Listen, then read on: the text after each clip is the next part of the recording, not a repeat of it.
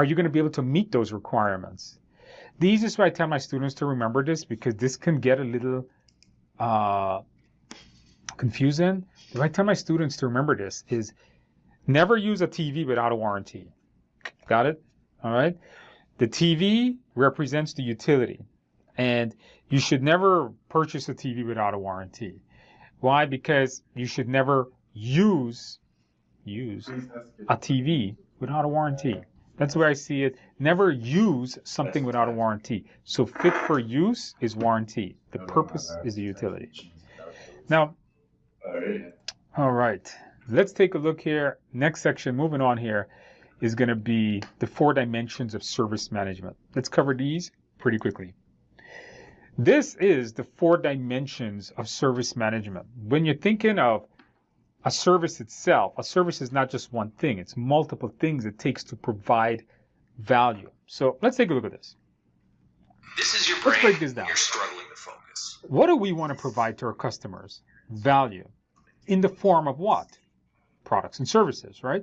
For example, email is that service where the value they get is efficient communication. That's the value they get. How do they get it? With the service of email. But for us to provide this service, we're going to need people. We're going to need technology. We're going to need a process for these people and technology to follow. And we're going to need partners and suppliers. Think about this.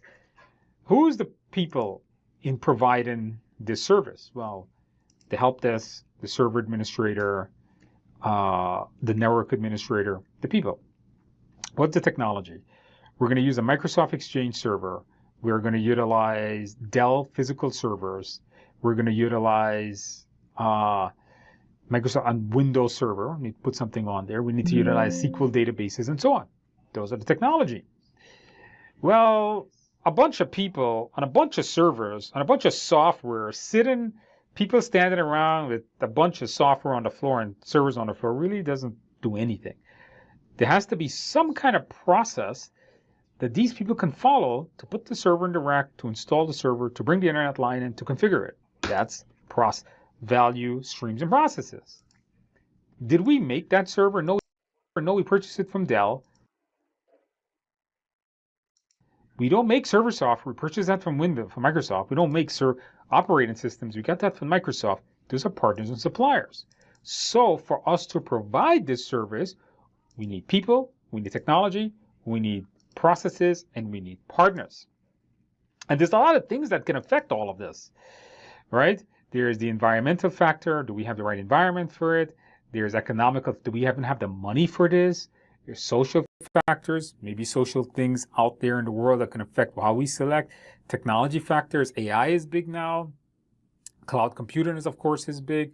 Political ramifications, both internally and externally. And, of course, legal ramifications like regulations can affect the servers we use, the type of software we use, the processes we follow, and even the type of people we hire. That is the 4 dimension in a full nutshell. So when you think of a service, you're thinking of many things. Let's get a quick overview of this here. Now, so the 4 dimensions, they represent perspectives, which is relevant to the whole service value system, all right? It's basically the entirety of the service value